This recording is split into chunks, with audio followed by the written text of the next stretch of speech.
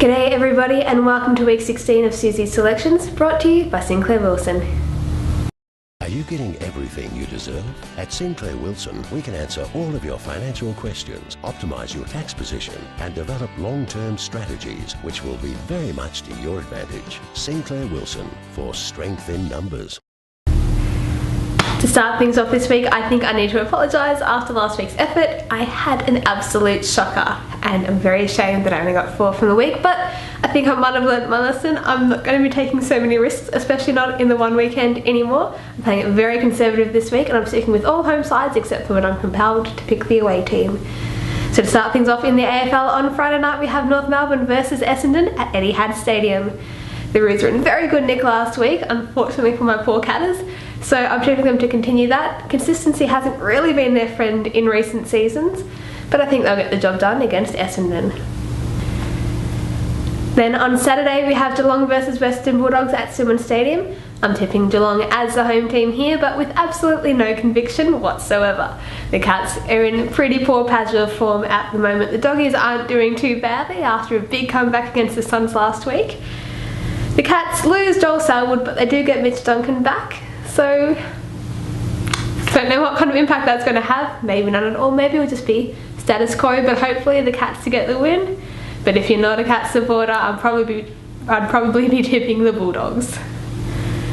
And then we have Gold Coast versus Greater Western Sydney at Metricon Stadium. Again, going with the home team in this one, Gold Coast Suns for me. They would be very disappointed with how they faded out of last week's match against the Doggies. But I'm tipping them to bounce back at home with Guzza in the side, so hopefully they can get the win against the Giants. Then it's Collingwood versus West Coast Eagles at Etihad Stadium for the twilight game on Saturday. I am picking Collingwood in this one. It is a really tough one to pick though. The Pies have lost their last 3, but they haven't lost 4 in a row in the past decade. I don't see it happening now, and I like to fly in the face of things like form and ladder position, and I'm still not convinced about the West Coast Eagles, so Collingwood for me. And then we have Sydney versus Hawthorn at ANZ Stadium. Here we are, my first away team that I'm tipping. It will be the Hawks.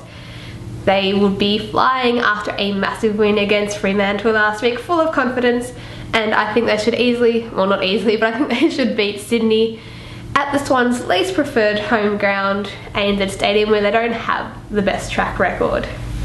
And then it's Fremantle versus Carlton at Subiaco. The Dockers would be absolutely disgusted with the effort they put in last week against the Hawks. I'm tipping them to bounce back in a big way with a big win against the Blues. And then on Sunday we have Melbourne versus Brisbane at the MCG. The Lions put up a great fight against Sydney last week, but they've only won 2 games for the year and they're on the road, so for me it's got to be Melbourne to get the win. Then we have a pretty emotional finish to Sunday's matches. First off, it's the showdown between Port Adelaide and Adelaide at Adelaide Oval. It's a really desperately difficult one to tip, this one. I can make good arguments for both sides. I'm going to tip Port purely on the fact that they actually won last week, but it's really anybody's guess. I'm leaning more towards a draw than anything else at this stage, so Port for me, just in what I think will be quite a close game. And then to finish things off, we have St Kilda versus Richmond at Etihad Stadium for Maddie's match. Now, Richmond's in fine form at the moment, so I'm tipping them, but we've seen St Kilda this year and win is not beyond them. So I hope it's just a good contest between the two sides, but Richmond for me. Across to the Hampton League now, we're fresh off the bye. We start things off with Camperdown versus Portland at Lura Oval. The Pies are in a bit of a rut at the moment after winning their first 4 matches this season. They've lost 7 in a row, but I'm tipping them to turn things around this weekend with the win over the Tigers. And of course I'll be unveiling their brand new scoreboard, which looks quite fancy, I must say. And then we have Warrnambool versus Cobden at Reed Oval. Impossible to go past the top team here. Cobden to put up a bit of a fight, hopefully a good fight, but Blues should win this one pretty easily. And then it's Drayton Mortlake versus South Warrnambool at Mortlake's DC Farron Oval. I'm tipping the Bloods to snap a 4-game losing streak in this one and try and get their season back on track. And then we've got a bit of an intriguing contest between North Warrnambool Eagles and Koroit at Bushfield Oval.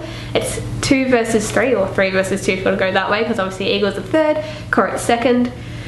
I'm having to go with the rating premiers in this one though. I think it will be a really intriguing contest, but Saints for me. And finally we have Port Fairy versus Hamilton at Gardens Oval. The Seagulls, I think, will make it 4 wins in a row. They've had a pretty good season to date, so Port Fairy pretty comfortably, I reckon, over the Kangaroos. That's it for another week, everybody. Thank you very much for tuning in. Hopefully I've done a bit better than last week's effort of 4. Fingers crossed that when I see you this time next week, I'll be able to say I had a return of 8 or 9, which would be a lovely change in fortunes for myself, but to be honest, I have no clue. To anyone else out there who actually does tipping, happy tipping. Have a great week, everybody.